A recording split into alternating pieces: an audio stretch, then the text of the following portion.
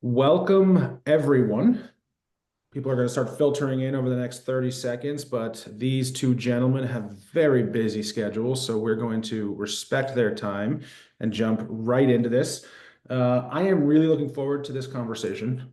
Traffic for every publisher is getting harder to acquire. The glory days of free traffic are incrementally getting farther and farther behind us. And so it has never been more important to keep users coming back to our sites, right? Audience retention is becoming a far more important topic, I think, than publishers used to think about.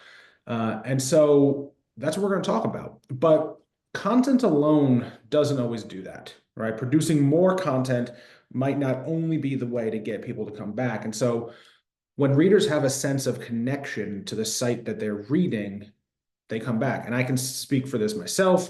AMO Pro members are the most loyal members, not only because they pay, but because they're part of a Slack channel. They can talk with each other in that Slack channel. It has turned into a cross-company communication tool where they're not even talking in the public channels. It's just two different companies slacking one-on-one. And I think that has built a ton of loyalty for AMO. And I think that is an important thing for all of us to think about is when they have a sense of community, readers will come back. So that's what we're going to talk about today. I am joined by two great operators, Simon Collis, who is the SVP of Content Strategy and Audience Development at Future, and Chris Pathiger, who is the Chief Product and Innovation Officer at Dallas News Corporation and the Dallas Morning News. Bit of a busy guy these past couple weeks. Both have made community a bigger part of their business, and the results speak for themselves. This is going to be a lot of fun, but before we jump in, this webinar is made possible thanks to Viafora. And so I'm going to pull up a quick slide, just kind of walk you through a little bit about Viafora.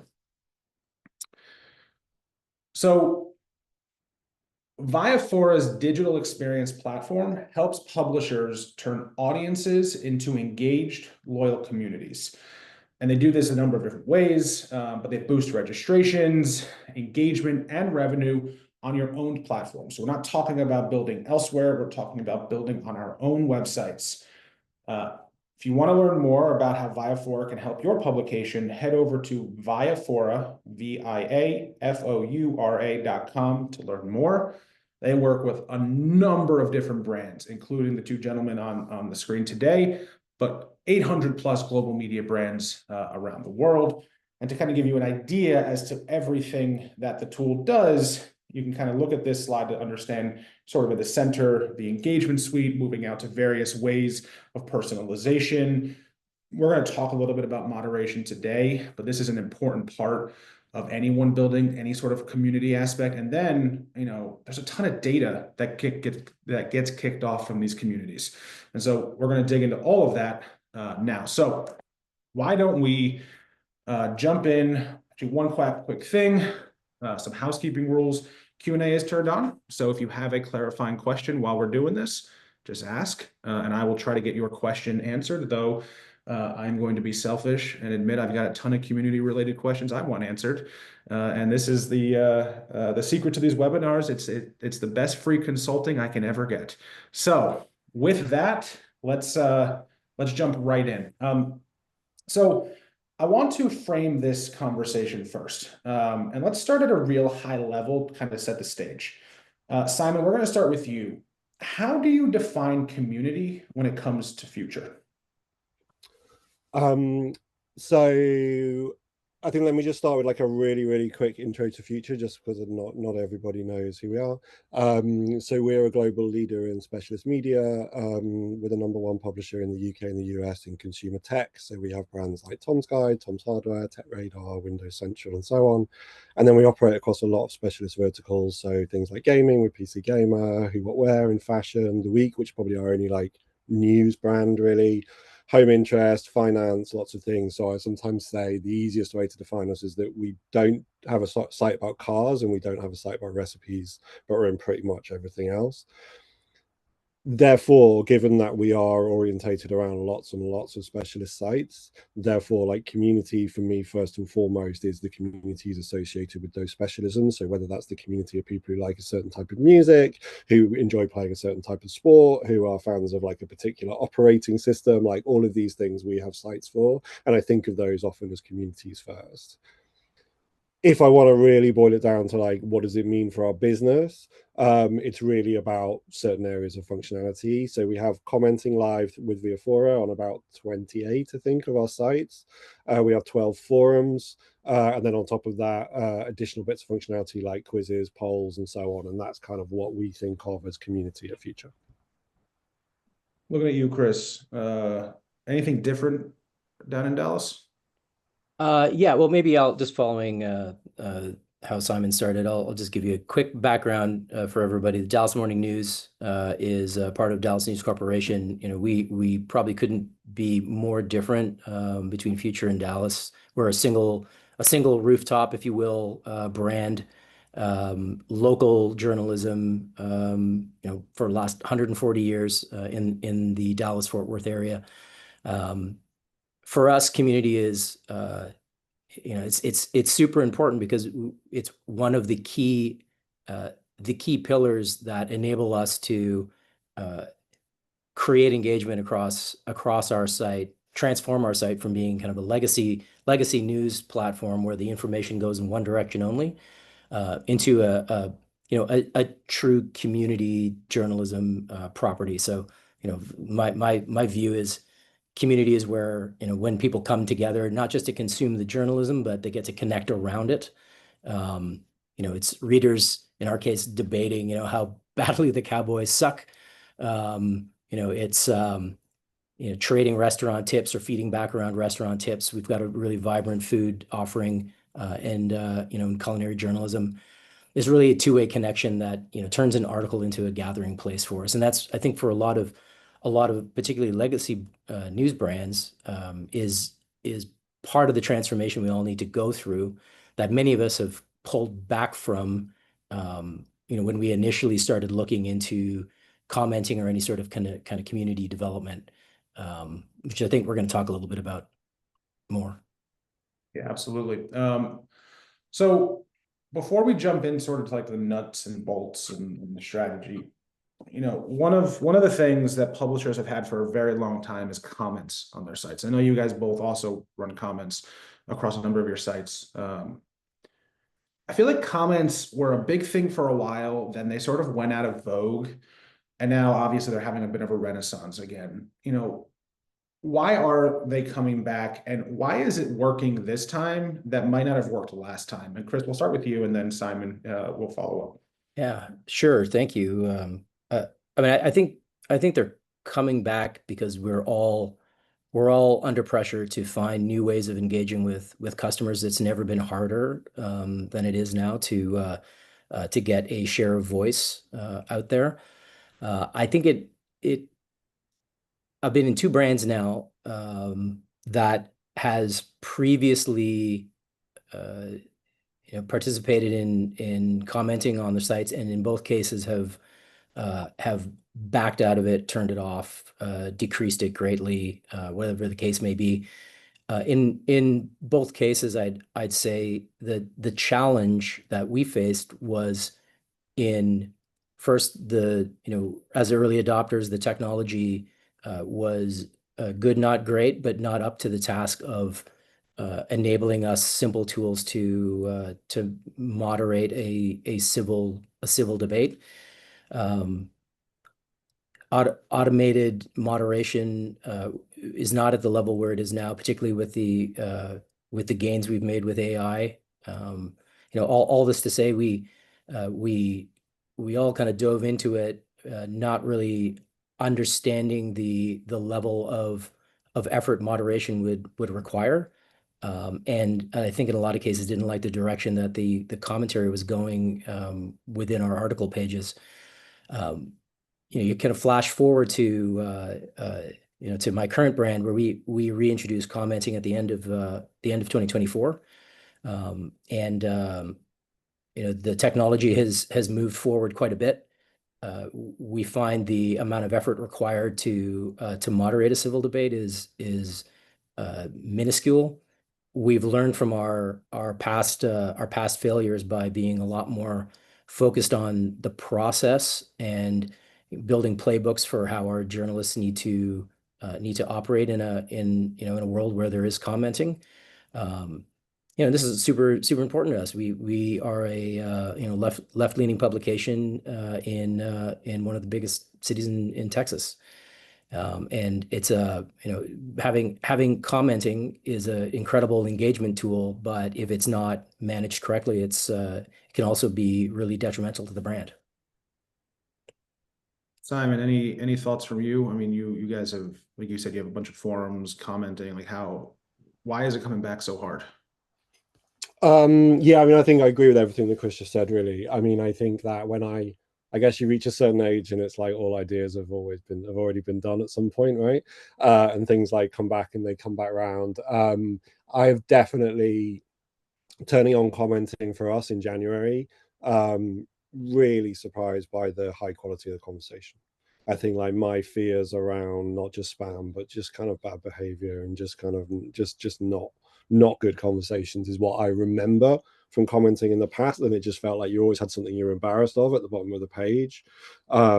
We've been able to, to onboard a lot of our brands. And I think like a combination of, I think mainly it's the AI and the moderation. I don't know whether people have actually just got a little bit better at understanding what online discourse is like. That's probably quite a controversial statement, but I think that a lot of places where I look now, I do see a higher level of conversation, and that's what we've had. So it feels very additive, and it feels like we're giving a voice to people who have something to say. And so far, like, we're really pleased with how it's kind of dovetailing with kind of high quality journalism as well. So I'm going to keep pushing with you, Simon, for a second. So you guys, you have a wide portfolio, right? Unlike Dallas News, which only has one real main brand, like you've got at least a dozen or 2 dozen brands across the portfolio, maybe more. Yeah, a lot more, yeah. Yeah. So how do you, like, what are the community features that you have? And this is also a viewer question. And like, what's working well and what's not working all that well? And how do you quantify it working well for your community efforts? Yeah, really good questions. And like, we're still quite early. I think we're still quite early in the journey.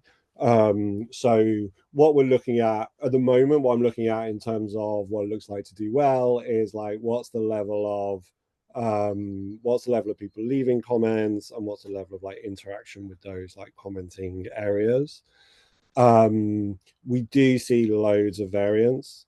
And I guess if I was gonna, I mean, I could say like broadly in terms of like verticals, we found like gaming is doing really well, technology is doing really well, sport is doing pretty well. Where on the flip side, like entertainment and celebrity entertainment really we're finding quite hard. Home interest finding very, very hard. And I don't know whether, but then what I see, obviously we have a lot of tech sites, so therefore we can see like quite a lot of difference. And it's probably not that much of a surprise, but where the site is really specialist and where it does feel like it's kind of analogous to a real community, we see like really good response. So an example is like Windows Central, which is obviously for people predominantly who are fans of the Windows operating system. And they know there's a whole kind of language, there's a whole sense of humor, there's a whole like things that they're interested in that's just like different from what you find on other sites. And so find like really high engagement there. Whereas you compare it to like Tech Radar, which is a much more generalist tech site, and I guess we find people have a bit more of a transactional relationship with those kind of sites. And they often come for a specific piece of advice, which they get, and then they go somewhere else. Whereas we're finding those really specialist areas, that seems to be the kind of main differentiator for where things are like really going well. And gaming is just, people love to talk about gaming, Dave. Like, and a really good conversation around gaming as well. Chris, I'm curious. So if we think about this as an audience funnel, right, and we're still kind of at that strategic level, at what stage of the funnel does community deliver the biggest lift for you? Like, are people coming to the site because they know that there are these community features, or are they landing on the site for a piece of content and then realizing, wait a second, like I can engage and that's more of a retention engine? Or are you converting a ton of people to become members or subscribers or whatever because of the features? Like, talk to me a little bit about where community fits in and what data you've got to kind of inform that. Yeah, absolutely. That's a great question. I mean, community pays off the most for us when we think about retention of customers. We're a subscription brand.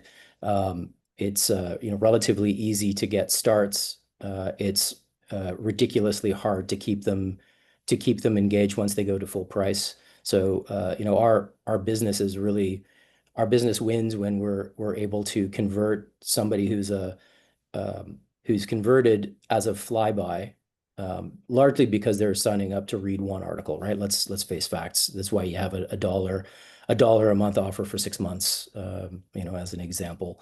And then the real magic is in how you take that person who wants to read one article and you expose them to an entire breadth of journalism that is really enriching for where they live and how we can keep them informed, about their neighborhood. Community, again, it pays off the most in retention in that way. And the numbers really tell the story in our case. I mean, our site, commenters visit about 10 times more often than an anonymous user would. They consume 2.5 to 3 times more content per visit, which is significant. And that content per visit, that's one of the leading indicators for us that not only do we have a good customer experience and good like UX design to showcase the right types of articles to them, but they're actually clicking and then clicking again in most cases. And they come back roughly 40% faster than we've seen before we had commenting available. Even readers who don't comment but follow conversations visit about 3 times more often and view about a quarter more content. So all across the board, to me, that kind of frequency and depth is exactly what we need to keep our audiences loyal, and it keeps them moving towards not just a subscription, but moving towards a renewal, which is a huge benefit for us. I want to pull a little bit more tactically. So you said that these folks tend to come back more often. What is driving them to come back? Yeah.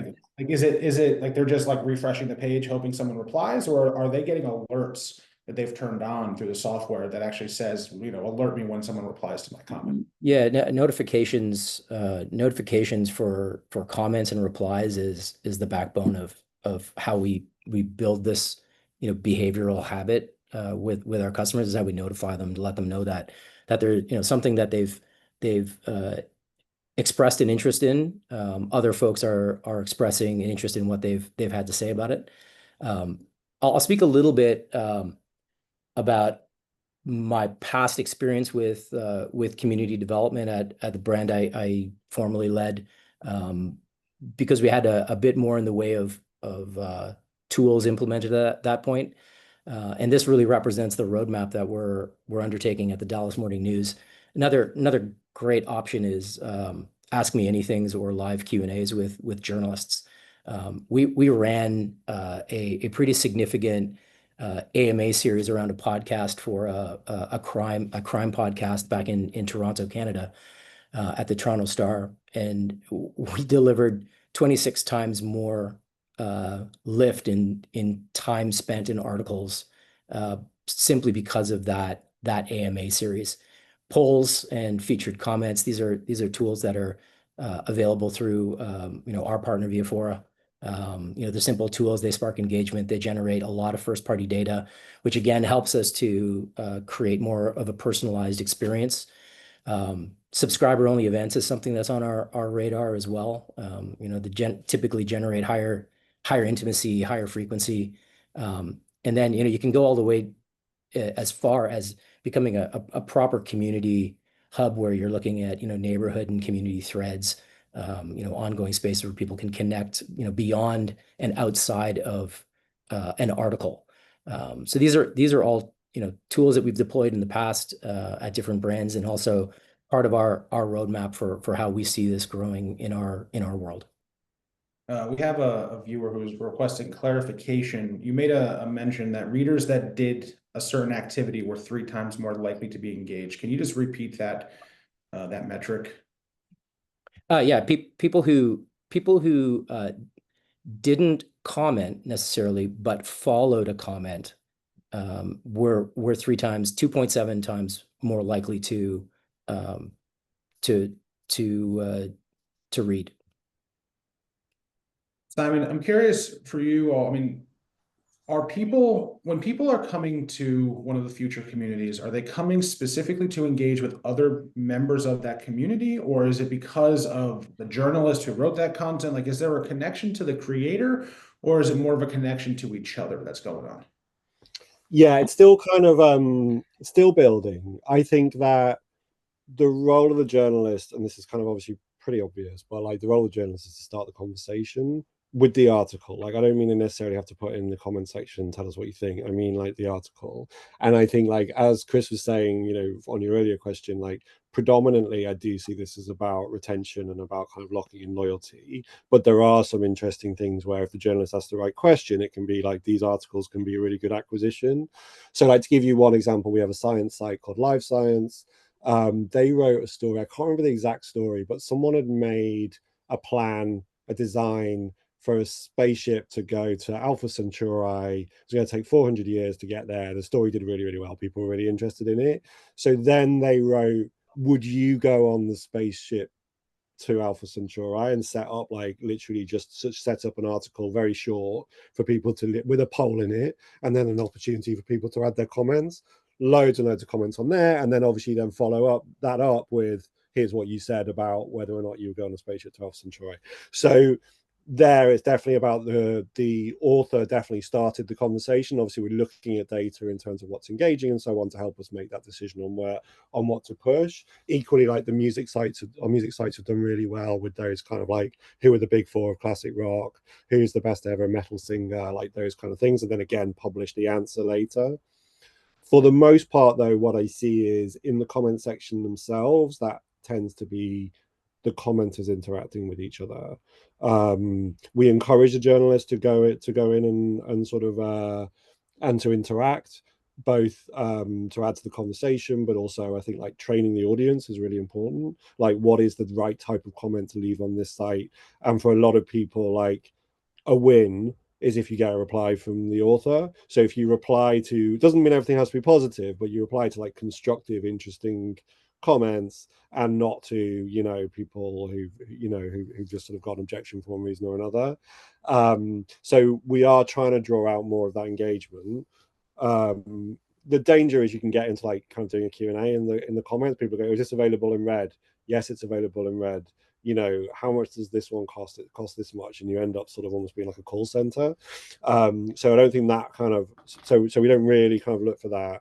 But yeah, for the most part, I see the journalist's job is to write a good article that stimulates conversation, and then the commenters seem to generally kind of bounce off each other. I'm curious about motivation or incentive for the journalists, in that, like Chris, you talked about how they'll do AMAs or things like that. Simon, you'll talk about how they start the conversation. Is it sort of like a tops down mandate where, like, you need to do 1 AMA a month or things like that? Or is it more of like the journalists are like opting to do this because it somehow makes their lives easier? Like, how does that work out? And Chris, I'll start with you because you kind of nodded a little bit to start. Yeah, sure. Yeah, I think the answer isn't going to be the same for every brand. In my experience, there are journalists. We don't mandate journalists to go into the comments or to conduct AMAs. There's no quota. Like many brands, you'll probably find there's going to be some that are far more invested in building relationships with readers for the purpose of ensuring that the message that they're trying to deliver is clear, that they're building good rapport, that they're understanding what their audience is interested in. They genuinely want that feedback. Those tend to present themselves for opportunities like AMAs, and will, without prompting, be deep in the comments, and mining for um, you know opportunities to engage, or learning about future things that they might want to write about, right? A lot of content opportunities that could be highly engaging come out of that sort of like lean into the community side attitudes. But in our case, really, we want to introduce journalists slowly into the discussions with readers, and carefully, because there's this is an area where things can often also go wrong. So we look to things like AMAs as great controlled environments where we're able to still deliver that connection to the journalists, and from the journalists to our readers. But we're able to do it in a way that keeps our journalists safe, keeps the discussion civil, and produces fantastic results. But I think that's ultimately a step in the evolution towards this being very, very fluid and very dynamic. Simon, any different for future? Not really. I mean, I really want to build on. I want to build the AMAs with like a level of frequency. Like, obviously, some will come out nowhere, but in general, I'd really like on music sites to have like a Friday AMA kind of thing. You know what I mean? And try and build some regularity and some kind of like franchise around that. But much like Chris said, we've kind of resisted the urge to sort of mandate to journalists. Like, we put a lot of demands on our journalists. Like, the job of a journalist in 2025 is, you're spinning a lot of plates, and I don't think they need that on top of everything else that they're doing. But for us, definitely the journalists are typically part of the community, like in the way that we talked about at the start. And so, the guy who's just written an article about role-playing games, is probably really into this and probably finds the comments quite interesting, and they're coming from a similar place that he or she is coming from. So to some extent, it kind of happens by itself. I think we could do more, but it's hard to balance all that time. So for me, I really want to build those franchises that we do regularly. And the good thing is that a lot of the conversation seems to be fairly self-sustaining. So I don't feel like we have to like say to journalists, nothing will happen unless you go in there. Hopefully they can add to the conversation. But in fairness, it does run pretty well by itself. So, I mean, I don't know if it's the same for you, but I find that step of introducing the journalists into the discussion, it has to come after you've really laid down a solid framework where you have good control over moderation, both human and automated. You've spent some time tuning the algorithm so that it's not rejecting comments that are safe, or allowing comments that aren't. That you've demonstrated and built trust within the organization, first and foremost, that this is a civil environment, and that we have really clear playbooks for how to manage this, right? So I think it's very tempting for all of us, and I'd love to hear your thoughts on this. Tempting for all of us to just kind of throw everything at it, because we really want to soak up the engagement in those wins. But too much too fast before you have a solid framework is very uncomfortable for me, and I wouldn't recommend it until we really stick the landing on the playbook. Yeah, I feel like we spent a lot of this year just bedding in the basics, just some of the stuff we talked about. What is the expectation of journalists, just to see what's happening in the conversation and so on.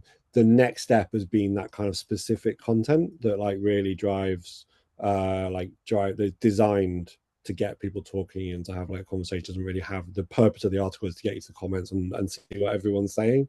That's been the next bit, and then we're just about to test on the kind of AMA and live chat functionality with Viafora. I think we've got to test that next week or the week after, if I'm allowed to talk about it. And so I think that'll be the next kind of frontier. We have quite an experienced moderation team because we've run comments for a really long time. They also have to moderate things like our live game shows and things like that, which are very, very hectic live streams. So they're pretty good. Well, they're very good, in fact. So we're lucky that we've got that we've got them in terms of some best practice. But yeah, we haven't had any disasters yet, but we'll see.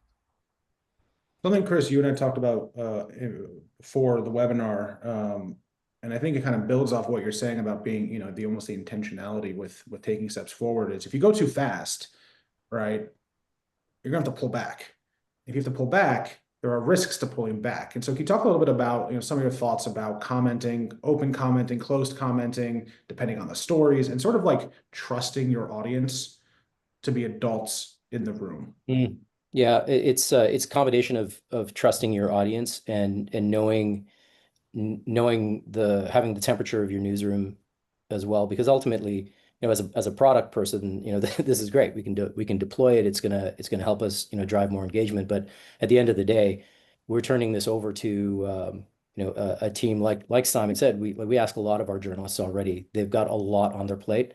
Adding yet another thing to it is not something we want to do quickly or without a lot of thought, right? So in both instances where I've re-rolled out commenting on sites that have turned it off, we've done it slowly and deliberately, section by section, you know, picking areas of content where we find, you know, strong partnership in the newsroom around, you know, as I said earlier, somebody who puts their hand up and says, hey, I think this is going to be good for my business. I really want to lean in and help you build the playbook. So in our case, that, you know, at the Dallas Morning News, that was Rudy Bush, our opinion editor. And opinion is a, you know, probably the greatest content for me to test commenting out on, because it is literally an you know, opinion article with commentary, and it creates a lot of what could be very polarizing debate. So if you can get it right in that kind of environment, it builds confidence, builds trust as we roll it out to the rest of the business. And we're also, you know, we're stepping on all the landmines that we're going to in a small controlled way, so that we're able to be more confident, more successful as we continue. And then, you know, you branch out to the other things like the polls and the AMAs that I mentioned earlier, or the more interactive features. You know, again, you really need that good solid base before you get into that. And I think, although it takes longer, and I know we're all in a hurry, if you do it in a slow, deliberate way, you set success criteria, you make sure that your partners or your stakeholders are not just along for the journey, but are actually you know, working with you to arrive at that same benefit. I think you end up with a far better outcome, even though you get to it slower. I want to talk a little bit about the before we jump into everyone's favorite topic, which is monetization. I do want to touch a little bit on the content flywheel. So, you know, you write an article, comments happen. Can you talk a little bit about how your journalists are using those comments to inform future stories, and how that is, if that is having an impact on your editorial strategy, on your traffic, on all of that? Simon, let's start with you there.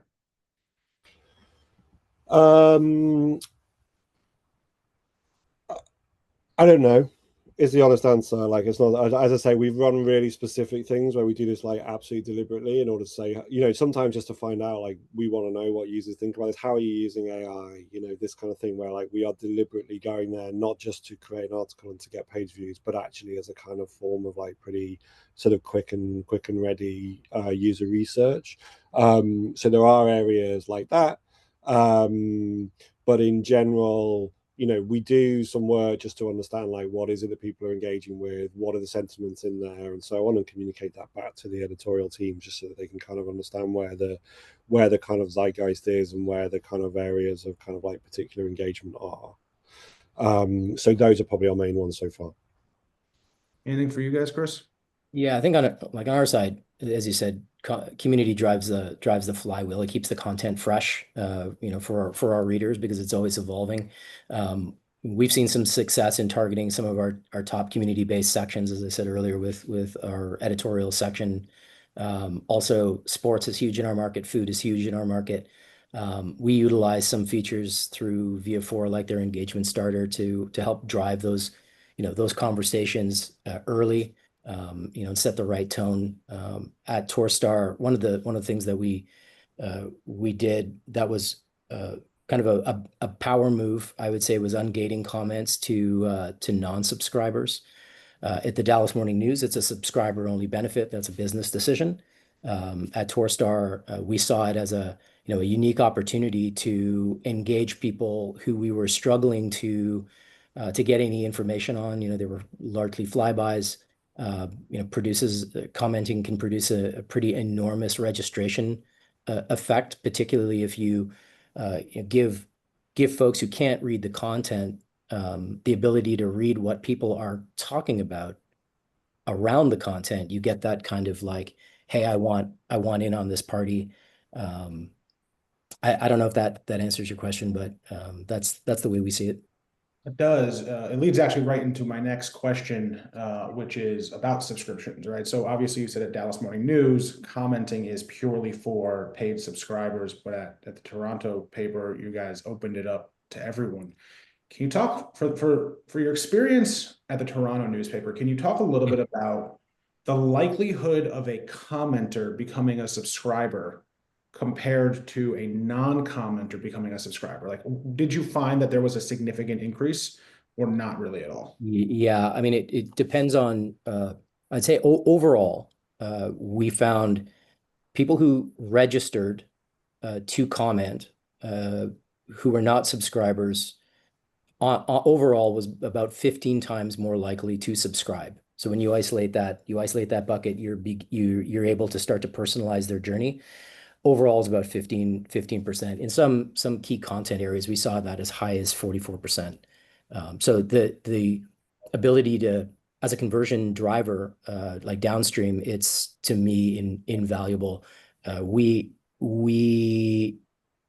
ended our final year when I was there at around 25% of our top of funnel registrations were coming through comments. At the Dallas Morning News, we haven't got to a point where we're ready to ungate yet, but I would say it's commenting is not going to drive a subscription, but it's depending on how you deploy it, it can create a registration, which is part of that subscription journey. And more important to me than a subscription necessarily, I'm probably going to get shot for saying this, is the retention quality, right? It's easier to sign up a new subscriber at $1, for 6 months than it is to retain that same person at $30 a month. And that's where anything that builds a habit, creates real intangible customer value, like constantly being alerted that something that you've commented on is catching fire. I mean, that is really where the rubber hits the road for us.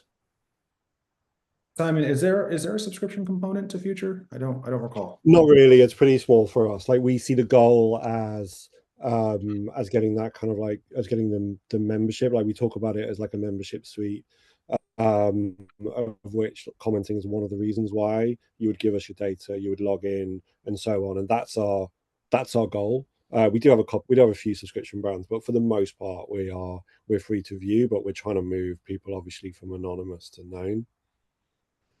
We're gonna come back to talking about advertising in a second, but I do want to talk a little bit about the data side of things. So Simon, you talked about getting that registration. Can you talk about the first party data that you're capturing based on these communities that helps inform like a lot of the, marketing that goes into this, about advertising, about every other aspect of the business? How are you getting that first party data from the members, from the community?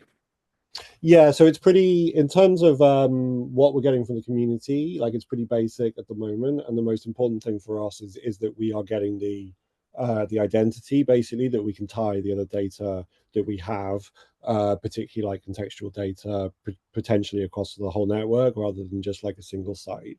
And equally to be able to connect with other pots of data that we have, particularly through other kind of subsidiaries and companies that we own and so on. So like the real joy for us is like connecting those like disparate data pots. And then the challenge has been, well, what are we using as like the connector? So obviously people signing in to take part in a poll or to leave a comment is like super valuable because it kind of unlocks that.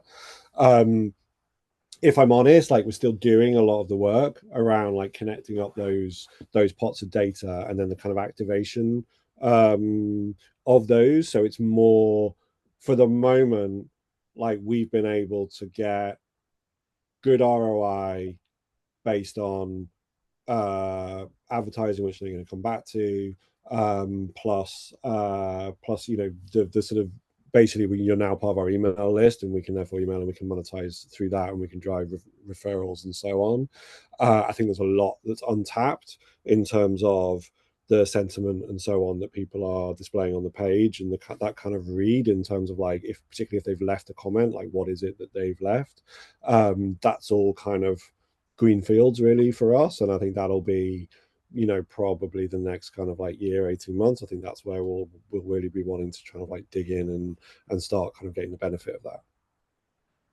Chris, Yeah. what are you finding?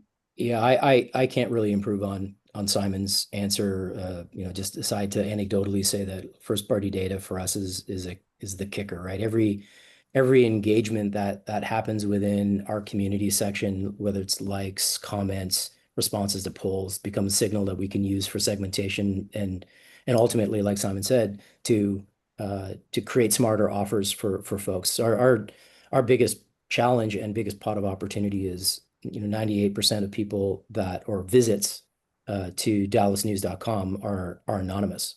That means we really only know 2%. And that means a single percentage point change that we can make by gathering data through through commenting or any of the other, you know, registration points in our property provides us with the ability to better understand those flybys, what they like, what they don't like, what they're, you know, what keeps them coming back and how frequently. And it lets us offer smarter you know, subscription offers to those folks. And that's really where that, you know, anywhere between 15% and 44% increased likelihood to subscribe comes in. So you mentioned 98% are anonymous. Tactically, how do you get more of those folks? If community is a big aspect of getting people to kind of give you more data, Yeah. are there more aggressive ways that you can put those community features in front of those anonymous readers? Yeah, I referenced it earlier. Ungating comments to non-subscribers is a huge opportunity that we've seen and I think still see at the Toronto Star, where folks are interested in understanding not just the article, but they want to see the commentary around the article, and often it's the commentary around the article that creates a greater interest in wanting to read the article and at least registering so you can do so. And that really begins the flywheel. All right, let's finish up on the advertising side of things. So, you know, Simon, you said that you know, you can kind of judge the ROI of this. You know, you're getting registration, you're getting more in the newsletter, there's more page views. Can you talk about, you know, the advertising component here? Is there material revenue that you guys are generating because of your commenting? Yeah, there is. And again, it's still quite simple really at this stage. I mean, the interesting thing for us around commenting was that, you know, I did the initial piece of work to find the right partner and so on. And I did like a bit of like basic maths just to kind of take a look at it. I was pretty sure it was going to be materially profitable.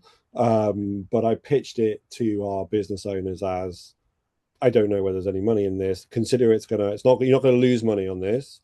Make a decision on what you think is right for your users, and like, is this the right thing? Do you think you've got an audience of people who are going to want to come and talk and interact? That's the reason to do it, not because there's like a pot of gold in it. For us though, in terms of the advertising, the principal benefit, like just to be really basic, is it makes the page longer, and it puts more attention like through the whole page rather than just like the length of the article that you've written. So therefore there's incremental advertising appearing within, yeah, and ours is like super light actually, in terms of like how, you know, we could be a lot more aggressive in terms of like the number of placements that we have. But just those incremental ads like is really good. Like that in itself covers off pretty much the cost of the contract that we have. like, so, and everything else in terms of those signed in users and the kind of engagement benefits and so on is like cream on top. So that's before. I know the question was like, oh, actually, could you do like sponsored conversations and things like that? And I think you definitely can do that. I think if you've got like a vibrant community, it's definitely like a potential. But so far, we haven't even really needed to do that. You know, the ads have been filled predominantly, because they're far down the page, they're being filled predominantly programmatically. But you know, for some of us, like, again, particularly like gaming and things like, particularly when you have like really long conversations, that is actually like people doing a lot of reading of like content that just wouldn't exist if it wasn't for the comment or the comments. So that's been really powerful for us. And as I say, not that that's before we start going, what's the benefit, because we know who you are and we've got first party data and all that, which I think can provide further uplift on top. And I think there's still a lot more we can do to optimize our setup. But that's been like just a really easy kind of like backstop way of like monetizing without really kind of needing a huge amount of work on our side and requiring very little interruption from readers. Yeah, I'd say on our side, again, I unsurprisingly agree with Simon. You know, this is advertising is a compelling side benefit, but it should never be the North Star metric or the primary reason of why you add commenting or community to your property.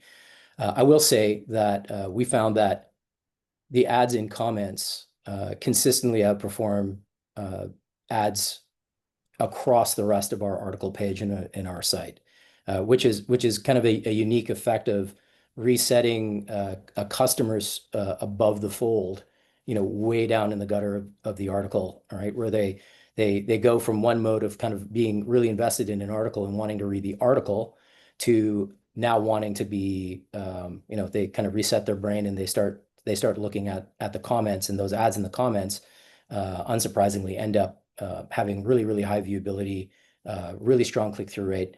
And you know, although we currently are commercializing those in, you know, using programmatic, there are really clear ways that you can package and go to market with specific direct sold opportunities. Like if you have, you know, a really vibrant crime, you know, investigative journalism practice in your business, I don't know why an alarm company wouldn't want to own 100% of those types of comments and interactions, because it's a great fit. From a strategic point of view, the way we kind of look at the real value that these ads provide to us, in addition to the incremental revenue, is we, like many local news publishers, have a really busy, really ad heavy experience, both for subscribers and flybys. You know, every ad unit that gets surfaced in comments provides an opportunity for our team to reduce the ad clutter in the rest of the core pages, right? So think of this as like an offset. You want to have a better reader experience. The first thing, you know, an executive will tell a young product manager is, yeah, I would love that. Just don't get rid of any of the revenue and you can do whatever you want. That's often going to be a huge challenge. Commenting provides a highly performant area where you can, you know, add advertising opportunity and take it away from the areas where you're really distracting your reader from the article, which is the thing that they're there to consume, and not necessarily make more money, but you're going to increase your customer experience without losing money, and you might find that you're just increasing performance back to the advertiser. We're going to move to the final section, which is sort of like looking ahead in the future of community. There is one question we had about your opinions on like private communities, like Facebook groups or Discords or like white label solutions. Have either of you explored any of those sorts of offerings, either for your current places or other places you've worked, and what has been your experience? I mean, I can take this first, Simon, if you want to add on to it. I mean, I'm personally beyond frustrated building on other people's land when it comes to you know, how we invest our time. I mean, there are obviously opportunities like what you mentioned, Jacob, that we don't want to overlook. But community development on our properties is insurance against platform risk, like what we're seeing with Google. right now in AI overviews. What we've seen in the past with Meta, Facebook. This represents a growth frontier for us to really truly build relationships with our customers. So I want to do that on our own land between AMAs, polls, featured comments, ungated conversations we talked about earlier. We see sustainable traffic and ultimately downstream subscription and retention lifts. And none of that happens on Facebook or outside of our environment. And we know that by not participating in community development, it doesn't mean that customers are not still talking about our content, but just talking about it in another environment where somebody else is taking at least a cut, if not 100% of the revenue that spins off of that engagement. So, platforms can change rules overnight, but a community is going to live on our site. And in an age of like zero search, building on our own land has never been more important. Yeah, I totally agree with that. I mean, I think the only difference that I totally agree in terms of like I remember doing Facebook groups and all that kind of thing, and eventually just like I'm not really sure what's in it for us really here.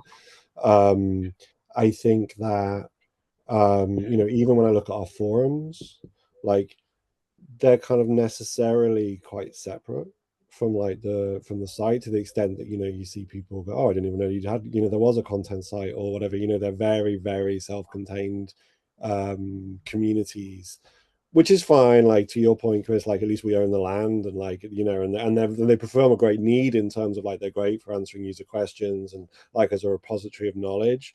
It doesn't feel like we're augmenting Tom's Guide and the Tom's Guide experience and what that is, what it's like to visit Tom's Guide and why you want to come back. Doesn't feel like even a forum on a subdomain is really kind of like addressing that in the same way. So for me, the joy is that way that it kind of amplifies and deepens the content that you create when you have commenting. That's why I really like it. It's like the article that you wrote is somehow now even more and even better than it was when you wrote it, because it's now got all this stuff going on below the line, and that's what I really love about it. Yeah, I just ask everybody to really scrutinize these opportunities where you're investing time building audience that exists on another platform.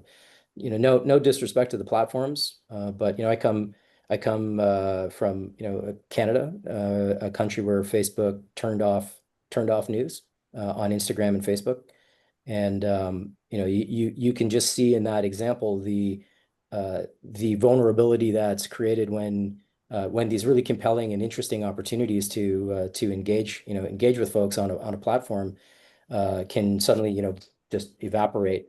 And now is a time where I would scrutinize those decisions. I'm not saying don't do it. I'm saying really, really think about it, because at the end of the day, the thing that none of us are doing a great job of is is developing features that make our own destinations truly valuable to our customer versus the more easy route of leveraging a larger audience on another platform that ultimately is going to be of equal or greater benefit to the to the platform that doesn't produce the content. Yeah, I agree with that. I do want to wrap up. I have one final question for each of you. If you had one piece of advice for a publisher just starting to think seriously about communities, commenting, AMAs, all of these things we've discussed, what would that one piece of advice be? And Simon, we're going to start with you. I think for me, it's probably easier and better than you think it's going to be. I think that was my idea when, as we sort of started, this conversation, and we are talking about like what I feel like commenting was like 10, 15 years ago. And I was like, here we go. Like, is this going to go well or not? But the combination of, the strength of the communities themselves and the kind of, and the technology that underpins it now means that it's gone a lot smoother than I expected it to. And I'm really, really glad that we kind of bit the bullet and did it, because it's been really strong for us. Yeah, I'd agree with that statement. It is easier. I will caveat it by saying it is still an investment of energy and having a clear plan for what do you want to accomplish by adding it? Don't just add it because you want to see engagement gains. Add it because it's part of a strategic plan that is how your business is transforming towards, and it should be a building block. It's not a silver bullet, but it does require a lot of forethought, a lot of partnership, a lot of cross-functional alignment with your business partners and your stakeholders within a business. A product team is not going to successfully deliver this in isolation. You need the collaboration with your subscription team, with your content team. Love it. Well, that is all the time we have for today. This is officially the longest webinar I've ever done as part of AMO, which is entirely my fault, and our viewers who had a ton of great questions. So this was also our most active, you might say, highly engaged community webinar. So Chris, Simon, thank you both so much for participating in this. Special thanks to Viafora for sponsoring this webinar. If it's not clear already, both gentlemen use this for their operations. They allow you to turn audiences into engaged loyal communities, boosting registrations, engagement, and revenue on your own platforms. So if you're interested in learning more about that, head over to viafora.com. Special thanks to everyone for being here, watching this, sticking around for as long as you did. If you're planning on coming to the AMO Summit next week, consider buying your ticket because they will shut down soon. And as always, if you have thoughts, email me, jacob@amediaoperator.com. Have a great rest of your week and see you all soon. Take care. Thanks, Jacob. Thanks, Jacob.